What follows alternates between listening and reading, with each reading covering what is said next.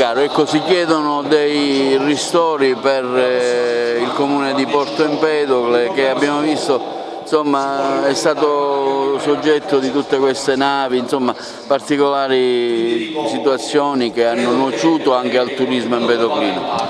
Sì, io dico che hanno ragione sia i consiglieri comunali che le istituzioni intervenute oggi a chiedere una forma di ristoro per le attività commerciali ma anche turistico-ricettive che hanno avuto dei danni evidenti legati ai clienti, ai flussi turistici eccetera.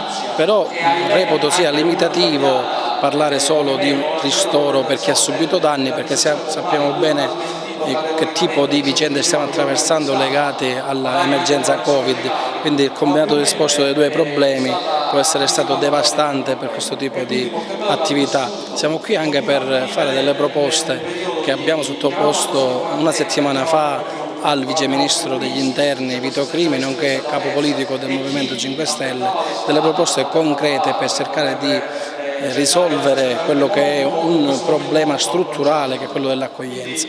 Ovviamente non si possono accogliere con la stessa, diciamo così, modus operandi che è avvenuto fino ad oggi. Bisogna ragionare in termini appunto strutturali, bisogna ragionare in termini di Stato. Si pensa, abbiamo proposto al Vice Ministro quando è venuto qua a Porto Empedocle, alla realizzazione di un'agenzia di Stato per l'immigrazione che si occupi appunto di questo fenomeno a 360 gradi, che si occupi di andare a reperire quali sono le strutture pubbliche che potrebbero accogliere chi cerca nelle nostre coste un approdo, un ristoro, siano essi migranti economici, siano essi migranti che fuggono e scappano da guerre, quindi siano poi soggetti all'eventuale rimpatrio che al permesso di soggiorno. Ecco, tutta questa tipologia di fenomeni va governata anche con un'organizzazione che richiede tempo,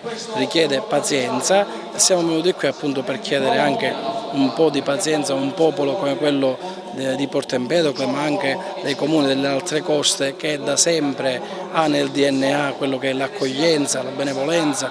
Qua a Porto Empedocle c'è uno dei santi più famosi, che è San Calogero, che è un santo che conosciamo bene il colore della pelle di San Calogero, quindi l'accoglienza noi ce l'abbiamo nel DNA, solo che abbiamo bisogno di essere guidati dallo Stato, e lo Stato è stato presente ogni giorno, ogni qualvolta i sindaci hanno richiesto la presenza delle istituzioni. Noi siamo qui oggi anche a rappresentare questa istanza. Rischiavamo di non essere presenti perché praticamente fino a ieri notte eravamo impegnati all'interno dell'Assemblea regionale siciliana.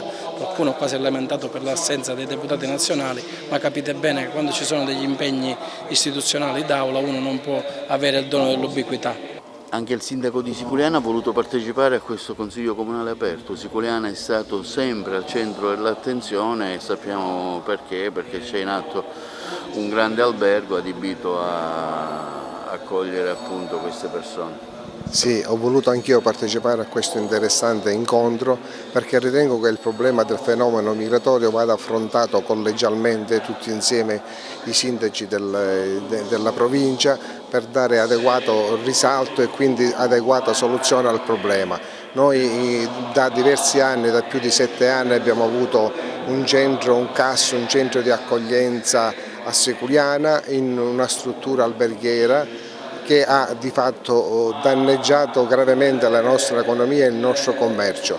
La comunità di Siculiana è stata solidale in questi anni, però è innegabile il danno che abbiamo subito, quindi noi riteniamo che innanzitutto le strutture alberghiere non possono essere adibite a centri di accoglienza. Noi abbiamo fatto una pianificazione urbanistica, come del resto fanno tutti i sindaci dei comuni, prevedendo la nascita di alberghi di strutture ricettive, e tali devono rimanere. Il governo centrale non può, privo di una visione grande, di una visione d'insieme, risolvere il problema immigratorio ammassando persone negli alberghi e nei centri di strutture ricettive.